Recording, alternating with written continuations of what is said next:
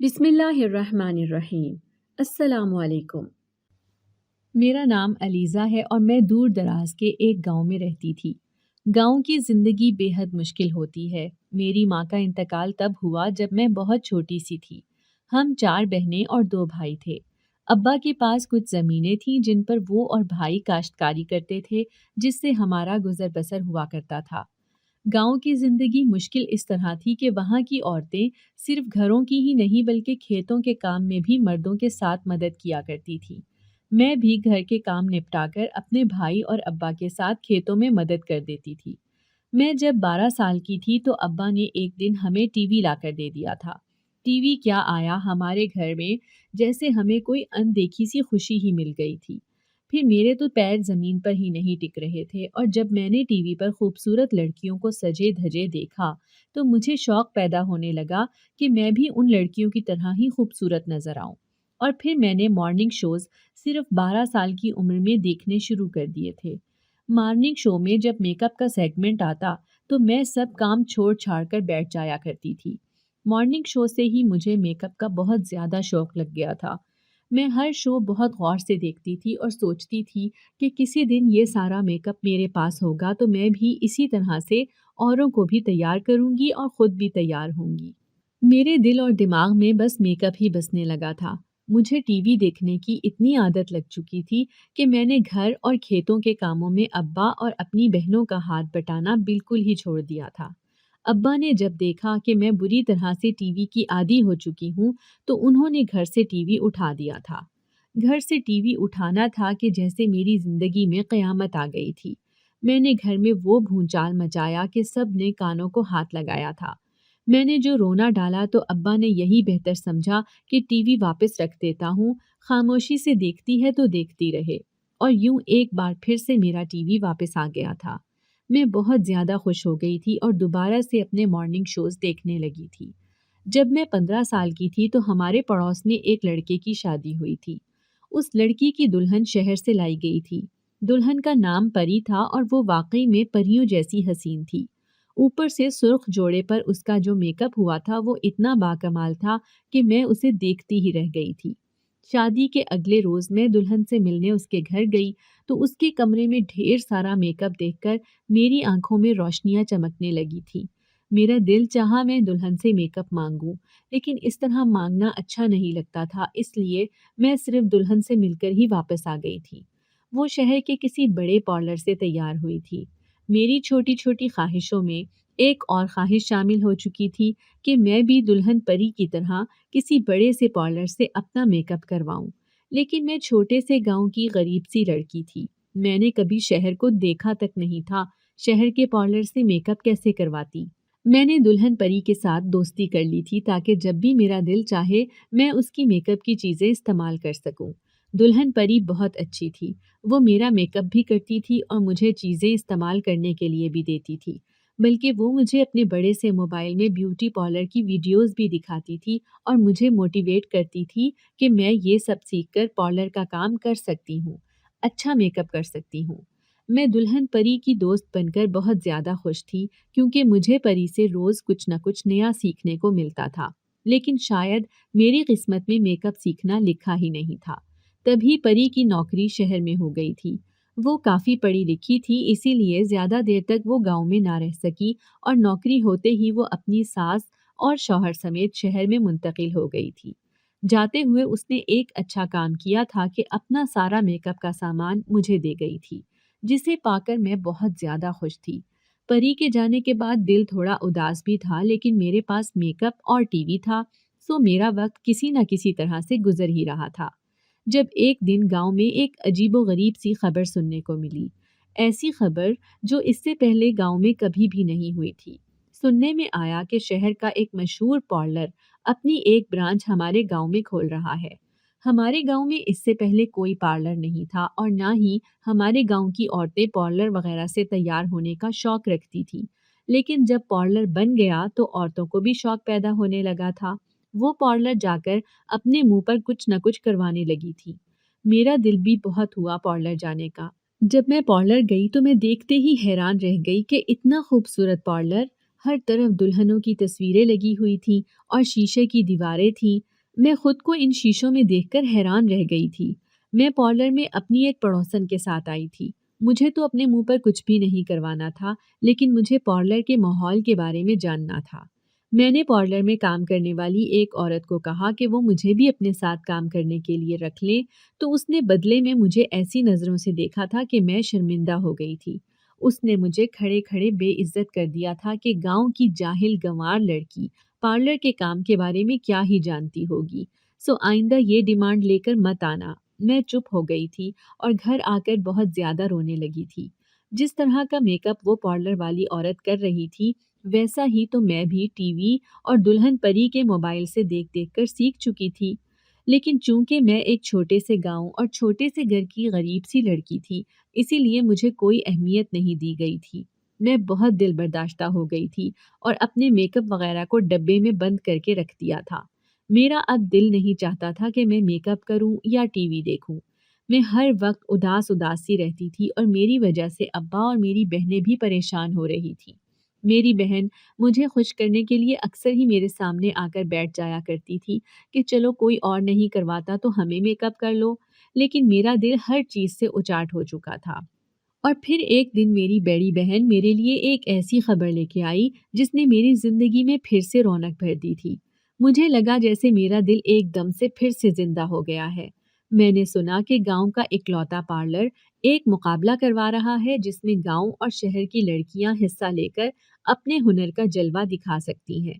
جس کا کام پسند آیا اسے نہ صرف انعام دیا جائے گا بلکہ اسے پارلر میں کام بھی دیا جائے گا۔ میں بہت زیادہ خوش ہو گئی تھی کیونکہ مجھے لگتا تھا کہ میں یہ کام کر سکتی ہوں۔ میں نے جلدی سے اپنا میک اپ کا ڈبہ نکالا اور پریکٹس شروع کر دی تھی۔ جیسے جیسے مقابلے کے دن قریب آتے جا رہے تھے، میں اپنی چھوٹی بہن کو لے کر ہر وقت بیٹھی اس کے منہ پر کچھ نہ کچھ میک اپ ہی کرتی رہتی تھی۔ مجھے پوری امید تھی کہ میں یہ مقابلہ جیت جاؤں گی اور اس مقابلے سے جو پیسے ملیں گے وہ میں ابا کو دے دوں گی، کیونکہ ابا کی فصل کو ان دنوں نقصان ہوا تھا اور وہ بہت زیادہ پریشان رہتے تھے۔ مجھ سے ابا کی پریشانی دیکھی نہیں جاتی تھی، اسی لیے میں دل سے دعا کر رہی تھی کہ میں یہ مقابلہ جیت جاؤں۔ میرا شوق بھی پورا ہو جائے گا اور ابا کا نقصان بھی پورا ہو جائے گا۔ آخر وہ دن بھی آیا جب گاؤں میں گاؤں کی تاریخ کا سب سے بڑا مقابلہ ہونا تھا۔ گاؤں کی سب عورتیں بہت شوق سے مقابلہ دیکھنے کے لیے گئی ہوئی تھیں۔ میں نے بھی مقابلے میں حصہ لیا ہوا تھا، سو میں صبح سویرے ہی پارلر پہنچ گئی تھی اور وہاں پہنچ کر میری امید تھوڑی تھوڑی ختم ہونے لگی تھی، کیونکہ وہاں ایک سے بڑھ کر ایک لڑکی آئی ہوئی تھی اور ان کے پاس اتنا اچھا میک اپ تھا کہ میں اپنے پرانے میک اپ کو دیکھنے لگی تھی جو اب تقریباً ختم ہی ہونے والا تھا۔ میرا دل بہت زیادہ اداس ہو چکا تھا، لیکن میری بہنوں نے مجھے امید دلائی اور مجھے حوصلہ دیا کہ میں یہ مقابلہ جیت سکتی ہوں۔ مقابلے کے ججز شہر کے کسی دوسرے بڑے پارلر سے آئے ہوئے تھے۔ جب مقابلہ شروع ہوا تو سب لڑکیاں بہت مہارت سے میک اپ کرنے لگی تھیں۔ میں نے بھی جتنا ٹی وی اور موبائل سے سیکھا تھا تو میں اپنے سامنے بیٹھی لڑکی پر آزمانے لگی تھی۔ 2 گھنٹے بعد مقابلہ ختم ہوا تو میں اپنے سامنے بیٹھی ہوئی لڑکی کو دلہن بنانے میں کامیاب ہو گئی تھی، اور یہ دیکھ کر تو میں شاکڈ ہی رہ گئی کہ وہ لڑکی اتنی زیادہ حسین تھی نہیں جتنی میرے میک اپ کے بعد ہو گئی تھی۔ مجھے خود پر یقین نہیں آ رہا تھا کہ میں اتنا اچھا میک اپ بھی کر سکتی ہوں، اور جب ججز نے میری تعریف کی تو میں پھولے نہیں سما رہی تھی۔ اور اس وقت تو جیسے میں ہواؤں میں اڑنے لگی جب مقابلے کا پہلا انعام مجھے دیا گیا تھا۔ پارلر کی وہ عورت جس نے کچھ عرصہ پہلے مجھے دھتکارا تھا، وہ بھی مجھے حیرانی سے دیکھ رہی تھی، اور جب سب کو پتا چلا کہ میں نے یہ میک اپ ٹی وی اور موبائل سے دیکھ کر سیکھا ہے تو سب نے ہی میری بہت زیادہ حوصلہ افزائی کی تھی۔ مجھے مقابلے کا پہلا انعام جو کہ 2 لاکھ روپے تھا وہ بھی ملا تھا۔ میں نے 2 لاکھ روپے لا کر جب ابا کے ہاتھ پر رکھے تو وہ بہت زیادہ خوش ہوئے تھے۔ میرے ہنر کو پہلے ابا بھی ایسے مذاق ہی سمجھتے تھے، لیکن جب میں مقابلہ جیتی تو ابا کو یقین آ گیا تھا کہ ان کی یہ چھوٹی بیٹی کس قدر الگ اور ہنرمند ہے۔ انہوں نے میری بہت زیادہ حوصلہ افزائی کی تھی۔ میں ان دنوں بہت زیادہ خوش تھی اور ہواؤں میں ہی اڑتی پھر رہی تھی۔ گاؤں کے پارلر کی وہ عورت جس نے مجھے کچھ عرصہ پہلے دھتکارا تھا، وہ خود میرے گھر آئی تھی اور میرے ابا سے اجازت لی تھی کہ میں ان کے پارلر میں کام کروں، جس کا وہ مجھے ماہوار اچھا معاوضہ دیں گی۔ ابا نے اجازت دی تو میں نے گاؤں کے پارلر میں کام کرنا شروع کر دیا تھا۔ یہ میرا من پسند کام تھا جسے کرتے ہوئے میں بہت زیادہ خوشی محسوس کرتی تھی، اور معاوضہ بھی اتنا اچھا تھا کہ دن بدن ہمارے گھر کے حالات بدلتے چلے گئے۔ سب کچھ بہت اچھا چل رہا تھا، لیکن اچانک سے میرے چچا نے عجیب سی بات کہہ دی تھی۔ میرے چچا مالی لحاظ سے ہم سے بہتر تھے، لیکن کبھی بھی انہوں نے ہماری کسی چیز میں مدد نہیں کی تھی۔ ہم بھوکے سوئیں یا بھوکے رہیں، انہیں اس بات کی ذرا سی بھی فکر نہیں تھی۔ لیکن جیسے ہی ہمارے حالات بہتر ہونے لگے تھے اور میں اچھا کمانے لگی تھی تو ان کے اندر احساسات جاگنے لگ گئے تھے، اور وہ چاہتے تھے کہ وہ رشتے جو کمزور ہو گئے ہیں ان کو دوبارہ جوڑا جائے، اور جوڑنے کے لیے یہ طریقہ منتخب ہوا کہ میری شادی ان کے بیٹے سے کر دی جائے۔ لیکن میں ان کے بیٹے سے شادی بالکل بھی نہیں کرنا چاہتی تھی۔ میں کوئی ایلفی نہیں تھی جو پرانے رشتوں کو جوڑنے کا کام کرتی۔ میں جیتی جاگتی لڑکی تھی، سو میں نے انکار کر دیا۔ لیکن میرے ابا اپنے بھائی سے بہت پیار کرتے تھے، سو ابا نے میری منت کی کہ میں چچا کے بیٹے سے شادی کر لوں۔ میں کرنا تو نہیں چاہتی تھی، لیکن ابا کے بار بار کہنے پر میں اس شادی کے لیے راضی ہو گئی تھی، کیونکہ میں ابا سے بہت زیادہ پیار کرتی تھی اور میں نہیں چاہتی تھی کہ ابا کو میری وجہ سے پریشانی ہو۔ اور یوں میری شادی میرے چچا کے بیٹے داؤد سے ہو گئی تھی۔ داؤد کی گاؤں میں کریانے کی دکان تھی، جہاں سے وہ کماتا کم تھا اور دکان کو اپنی عیاشیوں میں زیادہ اڑا دیا کرتا تھا۔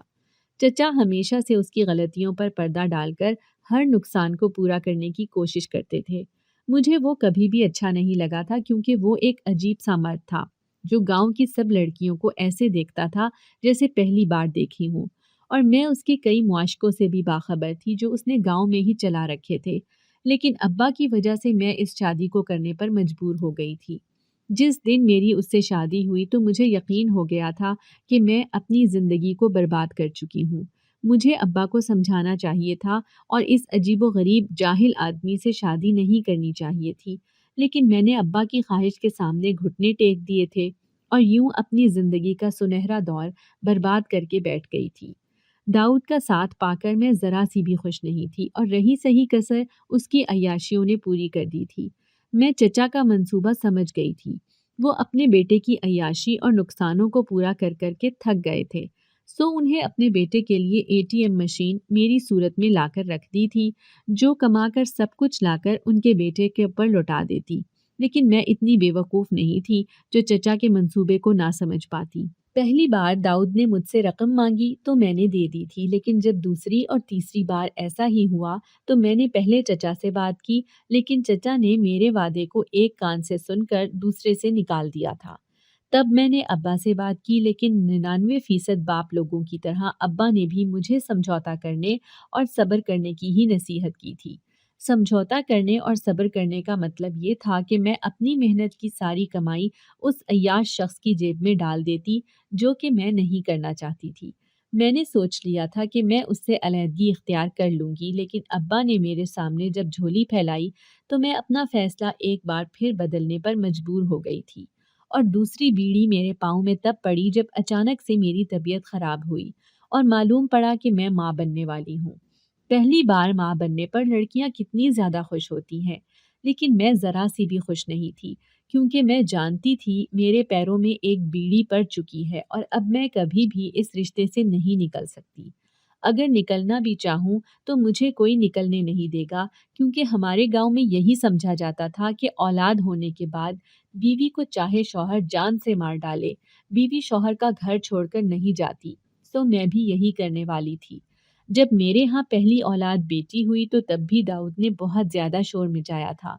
وہ اور تو کسی کام کا تھا نہیں، سو بہانے تلاش کرتا تھا مجھ سے لڑائی جھگڑا کرنے کا، اور وہ بہانہ اسے ہماری پہلی بیٹی زیتون کی پیدائش کی صورت میں مل گیا تھا۔ اس نے ہنگامہ مچا دیا تھا کہ اسے تو پہلی اولاد بیٹا چاہیے تھا تو بیٹی کیوں کر ہوئی۔ چچا اور ابا نے اسے بہت سمجھانے کی کوشش کی، لیکن اس کا غصہ ٹھنڈا نہیں ہو رہا تھا۔ اس نے مجھے میرے باپ کے گھر بھیج دیا تھا۔ میں خوش اور مطمئن تھی کہ چلو اس سے جان چھوٹی، کسی نہ کسی بہانے ہی صحیح۔ مجھے ایک دم سے زیتون پر پیار آنے لگا تھا کہ زیتون کے آتے ہی میری جان اس عیاش آدمی سے چھوٹ گئی تھی۔ لیکن یہ میری غلط فہمی تھی، کیونکہ میرے باپ نے ہاتھ پیر جوڑ کر داؤد کے سامنے اسے مجھے لے جانے کے لیے راضی کر دیا تھا، اور وہ مجھے لے جانے کے لیے ایسے آیا جیسے کوئی احسان کر رہا ہو۔ میں نے ابا سے کہا کہ مجھے اس کے ساتھ نہیں جانا، لیکن ابا نے مجھے زبردستی بھیج دیا تھا۔ ابا کا کہنا تھا کہ تمہاری ڈولی اس گھر سے اٹھی ہے، لیکن تمہارا جنازہ تمہارے شوہر داؤد کے گھر سے ہی اٹھنا چاہیے۔ میں بہت زیادہ اکتا چکی تھی یہ سوچ اور ان باتوں سے، سو میرے اندر بغاوت بھی آہستہ آہستہ سر اٹھانے لگی تھی، جس کا سر ابا منت کر کے یا جھولی پھیلا کر یا عاجزی دکھا کر کچل دیا کرتے تھے۔ میں ایک دم مشین ہی بن چکی تھی جو سارا دن پارلر پر کام کرتی اور گھر آ کر داؤد کو کھانا بنا کر کھلاتی اور اس کی باتیں بھی سنتی تھی۔ اوپر سے زیتون کی ذمہ داری بھی میرے سر پر تھی، سو اسے بھی سنبھالنا پڑ رہا تھا۔ میں زندگی سے بہت زیادہ تنگ آ گئی تھی۔ میں صرف اور صرف اپنے شوق کے لیے جینا چاہتی تھی اور میرا شوق بہت بڑی میک اپ آرٹسٹ بننا تھا، لیکن یہاں تو میں بہو، بیٹی، بیوی اور ماں بن کر ہی رہ گئی تھی۔ بہو، بیوی، بیٹی اور ماں بن کر میں نے بہت سی قربانیاں دے دی تھیں اور اپنی زندگی کو جہنم کر دیا تھا، لیکن اچانک سے میں نے اپنے بارے میں سوچنا شروع کر دیا اور فیصلہ کیا کہ میں گاؤں چھوڑ کر ہمیشہ کے لیے کہیں چلی جاؤں گی۔ لیکن اسی وقت پھر سے کچھ ایسا ہوا جس نے مجھے اگلے کئی سالوں کے لیے ایک بار پھر سے گاؤں میں پٹخ کر رکھ دیا تھا۔ زیتون کی پیدائش کے 2 سال بعد میں پھر سے امید سے ہو گئی تھی۔ میں اس بار بھی خوش نہیں تھی کیونکہ میں مزید ذمہ داریاں برداشت کرنے کی صلاحیت نہیں رکھتی تھی، لیکن اب جو ہو گیا تھا سو ہو گیا تھا۔ 9 ماہ بعد میری گود میں ایک بار پھر سے بیٹی آ گئی تھی۔ بیٹی پیدا ہوئی تو میں بہت زیادہ خوش تھی کیونکہ مجھے لگا تھا کہ داؤد اس بار پھر ہنگامہ کرے گا اور دوسری بیٹی کی پیدائش پر تو بہت زیادہ غصے میں ہوگا اور مجھے طلاق دے دے گا، لیکن سب کچھ میری سوچوں کے الٹ نکلا تھا۔ داؤد، جس نے زیتون کی پیدائش پر بہت زیادہ ہنگامہ کیا تھا، پروین کی پیدائش پر وہ اتنا ہی زیادہ شانت اور خوش تھا۔ مجھے یہ دیکھ کر آگ لگ گئی تھی۔ میرا ارادہ تو یہ تھا کہ جیسے ہی داؤد میرے ساتھ جھگڑا کرنا شروع کرے گا تو میں بھی شور مچا دوں گی اور اس بار ایسا کچھ کروں گی کہ ابا خود ہی مجھے واپس نہیں بھیجیں گے۔ لیکن داؤد مجھ سے بھی زیادہ سیانہ نکلا تھا۔ وہ جانتا تھا کہ اگر مجھے چھوڑ دے گا تو اس کی گزر بسر کیسے ہوگی، کیونکہ چچا نے بھی داؤد کو پیسے دینے چھوڑ رکھے تھے اور پیسوں کے بغیر تو داؤد کی زندگی نامکمل تھی، کیونکہ عیاشی اور نشہ ہی تو اس کی زندگی تھی، سو اس نے چاپلوسیاں کرنی شروع کر دی تھی۔ پروین کی پیدائش کے بعد زندگی میرے لیے اور مشکل ہو گئی تھی۔ میں پارلر میں ٹھیک طرح سے کام نہیں کر پا رہی تھی، جس کا نتیجہ یہ نکلا کہ پارلر والی نے مجھے کام سے نکال دیا تھا۔ میں نے گاؤں کا اکلوتا مقابلہ جیتا تھا اور اس بات کو بھی کافی سال ہو گئے تھے۔ میری شہرت ختم ہو چکی تھی، سو مجھے کام سے نکال دیا گیا تھا، لیکن اس دوران یہ تھا کہ میں بہت کچھ سیکھ چکی تھی جس کے بعد میں اپنا پارلر کھول سکتی تھی، لیکن میرے پاس اتنی رقم نہیں تھی۔ میں جو کچھ بھی کماتی تھی وہ گھر میں خرچ ہو جاتا تھا اور باقی جو بچتا تھا وہ داؤد لے اڑتا تھا۔ میں نے بہت سوچ بچار کے بعد اپنا کام شروع کرنے کا ہی فیصلہ کیا اور ابا نے مجھے جہیز میں جو تھوڑی سی زمین دی تھی وہ میں نے بیچ دی اور اس سے ملنے والے پیسوں سے میں نے اپنا پارلر کھول دیا تھا۔ میرا پارلر کھلا تو گاؤں کی سب عورتوں نے میرے پارلر کا رخ کیا اور مجھ سے ہی ٹریٹمنٹ کروانا پسند کرنے لگے تھے، جس کا نقصان گاؤں کے بڑے پارلر کو ہوا اور پارلر کی مالکن وہی عورت ایک بار پھر سے میرے پاس آئی تھی اور مجھے کام کی آفر کرتے ہوئے کہا تھا کہ وہ میرے پارلر کو اپنے پارلر کے ساتھ شامل کرنا چاہتی ہے اور میرے ساتھ 50-50 کی بنیاد پر کام کرنا چاہتی ہے، لیکن میں جانتی تھی کہ اس کی مجبوری ہے، اسی لیے میں نے اس کی بات نہ مانی۔ اس نے جس طرح مجھے ذلیل کر کے نکالا تھا، میں نے بھی اسے اپنے پارلر سے ہی ذلیل کر کے نکال دیا تھا۔ تھوڑے ہی دنوں میں میرے پارلر کی شہرت کی آس پاس پڑوس کے گاؤں میں بھی اتنی دھوم ہوئی کہ سب عورتوں نے میرے پارلر کا رخ کرنا شروع کر دیا اور بڑے پارلر کو بالکل چھوڑ دیا تھا، جس کا نتیجہ یہ نکلا کہ پارلر تھوڑے ہی دنوں میں بند ہو گیا۔ میں بہت زیادہ خوش تھی کہ میرا کام چل پڑا ہے، لیکن آہستہ آہستہ میرے ساتھ کچھ عجیب ہونا شروع ہو گیا تھا۔ ہونے کچھ یوں لگا کہ میرے پارلر میں سے مجھے جو بھی منافع آتا وہ میں جمع کر رہی تھی، لیکن وہ آہستہ آہستہ چوری ہو رہا تھا۔ کبھی اس میں سے 1000 تو کبھی 2000 غائب ہو رہے تھے۔ میں جانتی تھی کہ یہ سب داؤد کا ہی کام ہے۔ میں نے چچا سے ایک بار پھر شکایت کی، لیکن چچا نے تو اپنے کان لپیٹ لیے تھے۔ اپنے سر کا بوجھ وہ میرے سر پر انڈیل کر مزے سے اپنی زندگی گزار رہے تھے۔ میں بہت زیادہ اکتا چکی تھی داؤد سے، لیکن مجبوری میں اسے برداشت کر رہی تھی۔ لیکن اس دن تو حد ہی ہو گئی جب داؤد نے پارلر کی ماہانہ آمدنی پوری کی پوری چوری کر لی تھی۔ میں انہی پیسوں سے پارلر کا سامان لاتی تھی جو کہ اب میرے پاس نہیں رہے تھے۔ میں نے ابا اور چچا کو بلایا لیکن دونوں نے مجھے چپ رہنے کے لیے کہا تھا، لیکن اس بار میں چپ رہنے والی نہیں تھی۔ میں نے گاؤں کے پولیس اسٹیشن میں جا کر داؤد کے خلاف رپورٹ درج کروا دی تھی اور تھوڑے ہی وقت میں پولیس نے داؤد کو گرفتار کر لیا تھا۔ داؤد کی گرفتاری کی خبر پورے گاؤں میں جنگل کی آگ کی طرح پھیلی تھی اور اس سے زیادہ تو یہ خبر پھیلی تھی کہ پارلر والی علیزہ نے اپنے شوہر کو گرفتار کروا دیا۔ یہ خبر سنتے ہی سب عورتوں نے میرا بائیکاٹ کر دیا تھا، کیونکہ سب کے سب گاؤں کی معصوم اور شانت عورتیں تھیں جو اپنے شوہر کو مجازی خدا کا درجہ دیتی تھی، چاہے وہ انہیں جان سے ہی کیوں نہ مار ڈالے۔ لیکن میں ایسا نہیں کر سکتی تھی، سو میرے ساتھ جو ناانصافی ہوئی تھی اس کے خلاف میں نے آواز اٹھائی تھی، لیکن میرے ساتھ کوئی بھی کھڑا نہیں ہوا تھا۔ میری خود کی بہنوں نے مجھے بہت لان تان کی کہ گھر کا مسئلہ تھا، گھر میں ہی سلجھا لیتی۔ ابا بھی مجھ سے ناراض ہو گئے تھے، لیکن میں نے پھر بھی پیسوں کی ریکوری ہونے تک داؤد کو حوالات سے باہر نہیں آنے دیا تھا۔ آخر کار داؤد نے میری رقم دی تو وہ حوالات سے باہر نکلا تھا، اور جب نکلا تو غصے سے پاگل ہو رہا تھا۔ اس کا بس نہیں چل رہا تھا کہ وہ مجھے جان سے مار ڈالے۔ دوسری طرف میرا بہت بڑا نقصان یہ ہوا تھا کہ پارلر کی سب عورتوں نے اتفاق کر کے میرے پارلر کا بائیکاٹ کر دیا تھا اور میرے پاس آنا چھوڑ دیا تھا۔ وہ ایک بار پھر سے بڑے پارلر کی طرف رخ کر چکی تھی۔ میرا پارلر بالکل بند ہو چکا تھا اور رہی صحیح کسر داؤد نے پارلر میں توڑ پھوڑ کر کے پوری کر دی تھی۔ اس نے اپنا غصہ پارلر کی سب چیزوں کو توڑ کر نکالا تھا۔ میں بری طرح سے برباد ہو چکی تھی۔ میرے پاس کچھ بھی نہیں بچا تھا سوائے رونے کے، سو میں روتی ہی چلی گئی۔ میرے ابا اور میرے بہن بھائی بھی مجھ سے خفا تھے، سو میں جاتی تو کہاں جاتی؟ مجھے کچھ بھی سمجھ نہیں آ رہا تھا۔ داؤد نے بھی ایک دو بار مجھے گھر سے نکل جانے کے لیے کہہ دیا تھا، کیونکہ اب میرے پاس داؤد کو دینے کے لیے پیسے نہیں تھے۔ میں دو بیٹیوں کو لے کر اس گاؤں میں کہاں جاتی جہاں کوئی بھی مجھ سے بات کرنا پسند نہیں کرتا تھا۔ حالات اس قدر خراب ہو گئے تھے کہ آخر کار تنگ آ کر میں بڑے پارلر کی مالکن کے پاس ہی چلی گئی اور اس سے گزارش کی تھی کہ وہ مجھے اپنے پاس کام کے لیے رکھ لے، لیکن اس نے بھی مجھے اسی طرح ذلیل کیا جیسے میں نے اسے کیا تھا۔ لیکن شاید اسے میری کہیں نہ کہیں ضرورت بھی تھی، سو اس نے مجھے اپنے پارلر میں رکھ لیا تھا، لیکن میری تذلیل کرنے کے لیے فارغ اوقات میں وہ مجھے چھوٹے موٹے کام دیتی تھی اور میری تنخواہ میں سے بھی کافی پیسے کاٹ لیا کرتی تھی۔ میں مجبوری میں اس کے ہاں کام کر رہی تھی، سو اس کی ہر جلی کٹی چپ چاپ سنتی جا رہی تھی۔ وہ اپنی بے عزتی کا بدلہ بھرپور انداز میں مجھ سے لے رہی تھی۔ میری بہت زیادہ انسلٹ ہو رہی تھی، جو پارلر میں آنے جانے والا ہر انسان دیکھ سکتا تھا۔ انہی دنوں پارلر میں ایک نئی لڑکی آئی تھی۔ اس لڑکی کا نام کلثوم تھا۔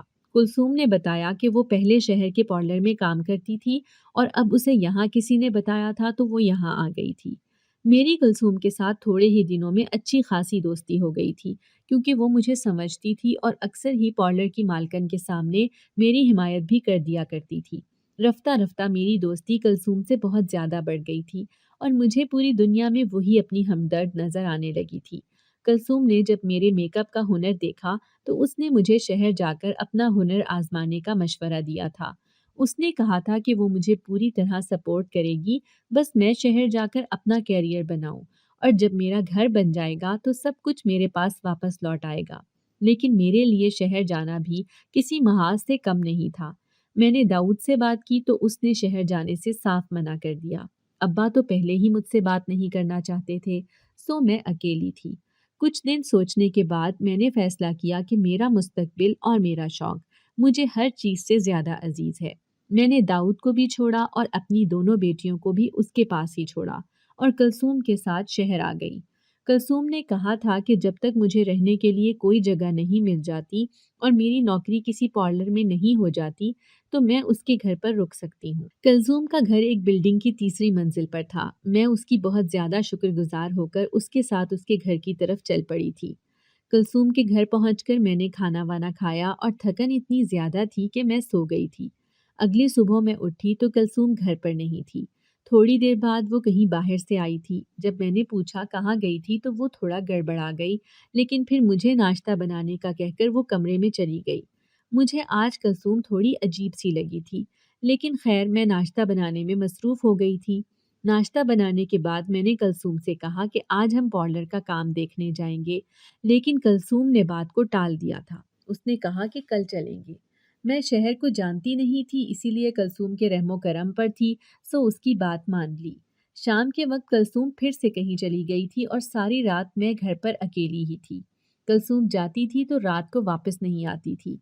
اگلے دن صبح جب کلثوم آئی تو میں نے اس سے پوچھا، لیکن اس نے ایک بار پھر سے بات کو ٹال دیا تھا۔ پارلر والی بات پر بھی وہ گڑبڑا گئی تھی کہ کل چلیں گے۔ مجھے دال میں کچھ کالا لگنے لگا کہ وہ اتنے بہانے کیوں کر رہی ہے۔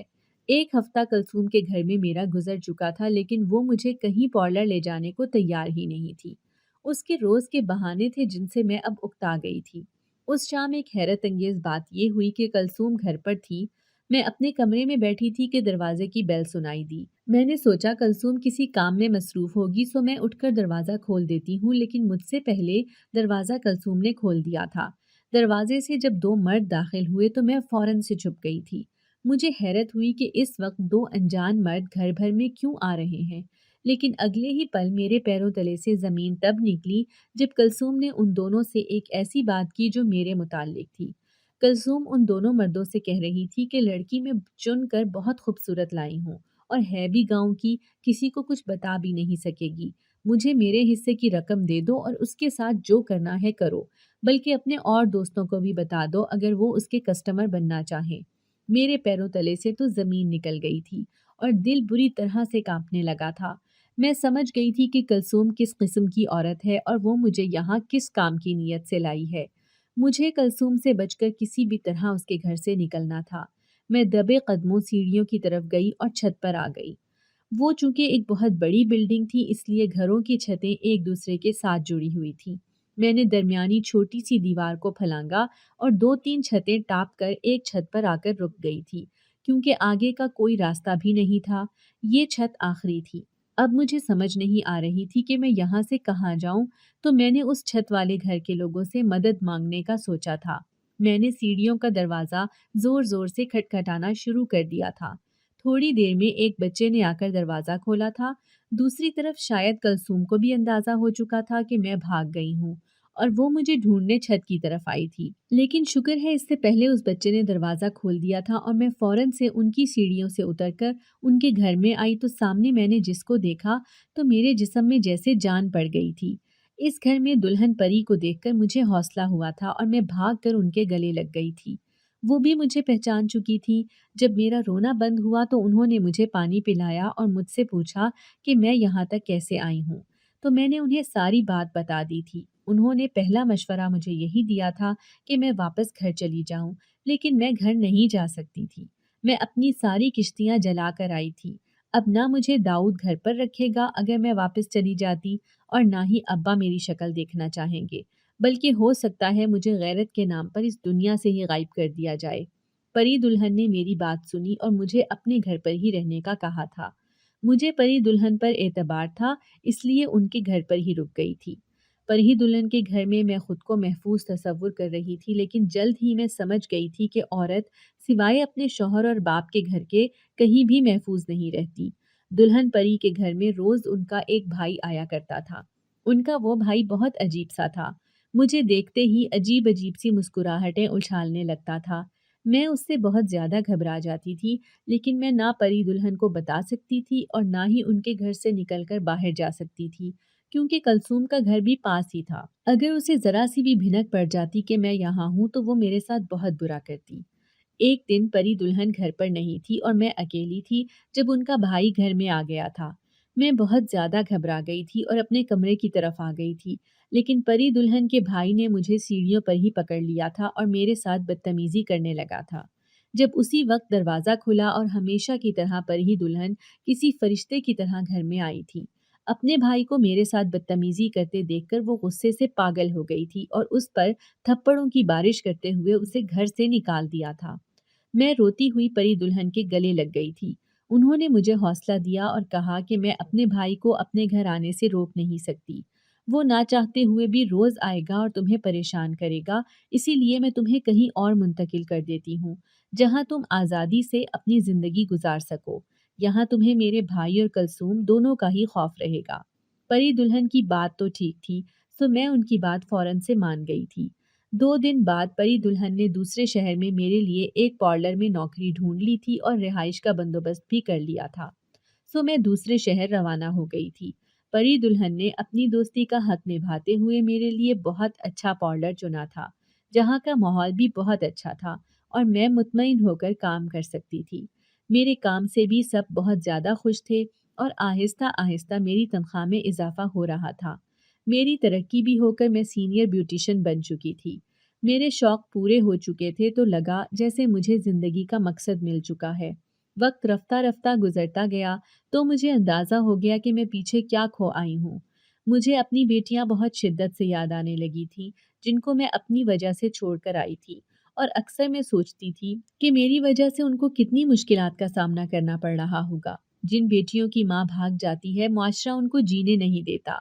और हमारा गांव तो फिर था ही कड़वी जबानों और मुनाफिक दिल लोगों का। न जाने मेरी बेटी कहाँ कैसे रह रही होंगी और क्या क्या बर्दाश्त कर रही होंगी।